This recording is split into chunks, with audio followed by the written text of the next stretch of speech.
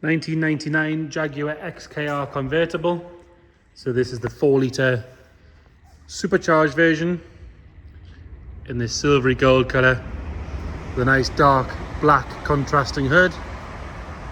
Quite often these things are spec'd in this colour with the brown hoods or the tan hood, which kind of ages them a little bit, I think, whereas the black hood looks so much better. As you'll see, it is on a set of aftermarket wheels. Nice and easy to replace those back to what they should be on if they're not to your taste. But from experience, I tend to think the people that spend the money and put things like that on, because they're not cheap, tend to be the ones that really care about their cars. And I think from memory, they do have good tyres all around, so we'll check as we go. Let's start by having a look at the bodywork. If you look down this driver's side, see it is nice and straight all the way down there. It's not ripply or full of filler. Front driver's wing does have some bubbling in the paint on the arch there, just at the top. The rest of the arch is nice and solid. It is nice and clean. In the expensive bit down here, it just has some cosmetic rust across the top there. The wheels themselves are nice and tidy. They are quite large. They're 20-inch wheels. Loads of meat left on those tyres as well. And someone's got in the trouble of putting drilled grooved discs on there as well. Going down the driver's side, again, like I say, the expensive bit down the bottom there, that's all nice and clean. And the sill all the way along, you can see that lip on the sill is really good all the way down there. A little bit of dirt on it, but other than that, nice and sharp. No real marks to note on the driver's door at all, nice and clean. It's all one colour of silver as well, so it's not had any nasty paint jobs. All good coming up this A-pillar and across the front trim there. And again, this trim is known for sort of flaking and being horrible, but it's actually quite nice on this driver's door and around the wing mirror. That's all good. Same with the stanchions for the wing mirror. Again, they can go quite badly, but that's nice and clean. All the glass, clear, bright, correct stamps on it. It's not sort of got any ingrained dirt or scratches on it.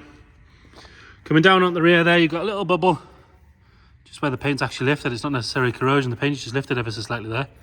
You can see it moving a little bit, but the arch itself is sharp all the way around. Nice and clean and tidy. Another good wheel and tyre. Coming around on the back, both tail lights clean, bright, no cracks, any moisture in them or anything like that. You see these seams here on both sides are nice and tidy. Rear bumper sits straight and level. Being in the R, it's obviously got the twin larger tailpipes and this little boot spoiler as well. Top of the boot lid, all nice and tidy. You've got a little mark just here. You might just see that on the camera there, where there's a bit of bird poo left on it. But pretty easy just to polish that up. Passenger side, as you look up again, nice and straight, not full of filler or ripples or anything like that. Clean on this rear quarter, nice and sharp on that arch. All good down the bottom here. Another good wheel and tyre. Have a look at the sill from this side. And you can see it is nice and straight. It's not been jacked up wrong or rammed up any curbs or anything like that. There's no sign of any corrosion coming through on that sort of seam area or anything like that. No marks to note on the passenger door. All good on the wing mirror and on this trim here. Coming up that A-pillar again, nice and tidy. Have a look, couple of little stone chips that have flaked the paint off on the trim, right in the middle there. And as we move forward out to the front arch, again, nice and sharp all the way around. There's a little mark in the paint just there. Nothing major, just a little mark. Another good wheel and tyre. A little bit of curbing on this one. And coming around at the front, headlights have got a little bit of condensation in them, as you can see. I think we'll double check, but these ones I think have a vent on the back, but we'll have to double check. A couple of little stone chips on there. Another two there. Obviously your supercharged badge. Bonnet itself, we've got another little mark just here from where there's been a bird poo left. It's just the acid marks the lacquer. Normally it'll polish out. And a little stone chip just there. And there's another little bird poo mark just there as well. If you just move the camera on, you might just see it. Yeah, just there. So what we're going to do is, instead of jumping straight in the interior, I'm going to fire it up and put the roof down just so we can get some light in here so we can see what's going on. Starts on the button, lovely and smooth. Nothing nasty flying out the back. Roofs on these are dead easy. Start the car, you've got a button down the bottom here, press and hold the button. It'll drop the windows. It'll unlatch the front. And away it goes. You can see the headlight in there, nice and clean on the underside. And off the roof goes. We'll drop those two front windows as well. So interior wise, nice black door cards, lovely and clean.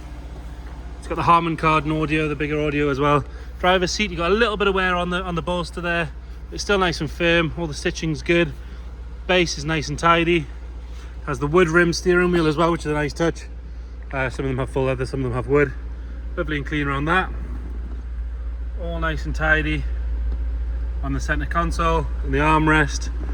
And then you've got the two little rear seats in the back, which again are nice and clean. They do get very little use, these rear seats on an XK, understandably. And this one actually has the wind deflector. You never see them come with a wind deflector anymore. They're always missing. This one's lovely and clean and tidy. There's no holes in it. Really, really good. Like I say, they never ever come.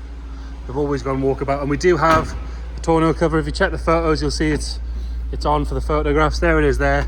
Lovely and clean. No sign of any marks or anything on that.